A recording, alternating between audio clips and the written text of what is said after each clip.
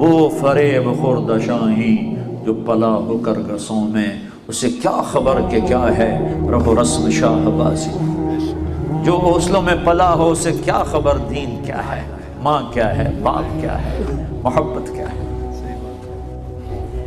تو میں آپ بھائیوں کے سامنے ہاتھ جوڑتا ہوں، توبہ کرو، اللہ کی طرف رجوع کرو۔ کتنے ہمارے ملک پہ فتنے آ رہے ہیں، کبھی حکمرانوں کے فتنے، کبھی آپس کے فتنے، کبھی آسمان کے فتنے، دروازے کھلے ہوئے ہیں۔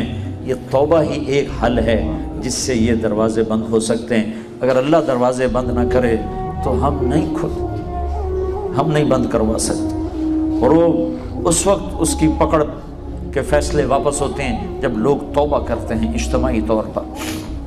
تو ہم سب کو ضرورت ہے کہ ہم توبہ کریں۔ نیت کرتے ہو توبہ کی؟ کہو یا اللہ میری توبہ، پھر کہو یا اللہ میری توبہ، پھر کہو یا اللہ میری توبہ۔